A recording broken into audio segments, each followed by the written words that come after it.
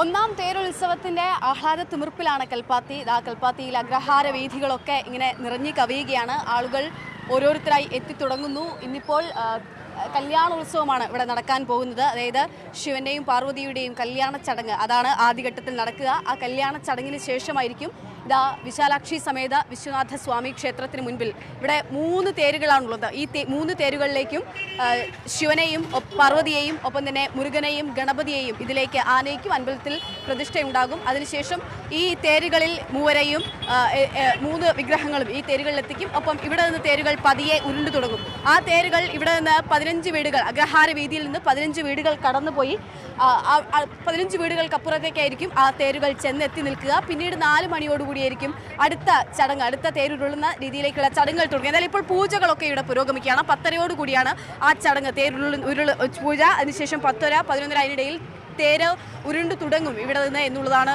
നമുക്ക് മനസ്സിലാകുന്നത്. എന്തായാലും അതിൻ്റെ ഒരു ആവേശത്തിലും ആഹ്ലാദത്തിലും സന്തോഷത്തിലൊക്കെയാണ് ഇവിടെയുള്ള ആളുകളെല്ലാം. സൂപ്പറാണ്. ഞാൻ എൻ്റെ സ്ഥലം വണ്ടൂരാണ്, ഫസ്റ്റ് ടൈമാണ്. അപ്പോൾ എൻജോയ് ചെയ്യുന്നു നന്നായിട്ട്. ഇങ്ങനെ ഇതിന് മുന്നേ രഥമൊക്കെ കണ്ടിട്ടുണ്ടോ? ഇല്ല, ഞാൻ ടി വിയിലും മറ്റേ ഇതിലൊക്കെ കണ്ടിട്ടുണ്ട്, അല്ലാണ്ട് നേരിട്ട് ആദ്യമായിട്ടാണ്. ഞാനും മുന്നേ ടി വിയിലാണ് കണ്ടിട്ടുള്ളൂ, നേരിട്ടാ കാണുന്നത്. തൊഴുതോ? രഥമൊക്കെ കണ്ടോ? നല്ല നല്ല കാഴ്ചകൾ തന്നെ കാണേണ്ടത്. ആദ്യമായിട്ടാണോ? ആദ്യമായിട്ട്. എവിടുന്നാ? കണ്ണൂര്. കണ്ണൂർ എവിടെ?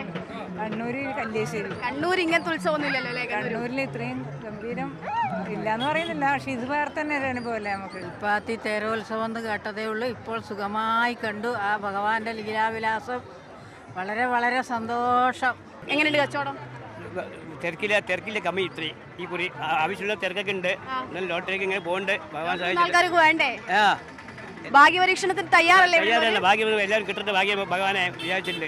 ചേട്ടന്റെ പേരെന്താ? എന്റെ ഒരു മോഹനൻ.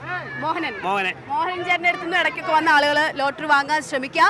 അപ്പൊ തേരൊക്കെ ഇവിടെ ഒരുങ്ങി കഴിഞ്ഞിരിക്കുന്നു. ഇനി ഇപ്പം തേരുരുളുന്ന കാണാനുള്ള കാത്തിരിപ്പിലാണ് കൽപ്പാത്തിക്കാരൊക്കെയും. കൽപ്പാത്തിക്കാരല്ല, കൽപ്പാത്തിയിലേക്ക് എത്തിയിട്ടുള്ള ഒരുപാട് ആളുകളുണ്ട്. കുറച്ച് കഴിയുമ്പോൾ ഇത് 1000-വും 10,000-വുമായി നിറയാൻ പോവുകയാണ് ഈ അഗ്രഹാര വീഥി. ബിനു പാവുമ്പയ്ക്കൊപ്പം കൽപ്പാത്തിയിൽ നിന്ന് അക്ഷയ ദാമോദരൻ, മാതൃഭൂമി ന്യൂസ്.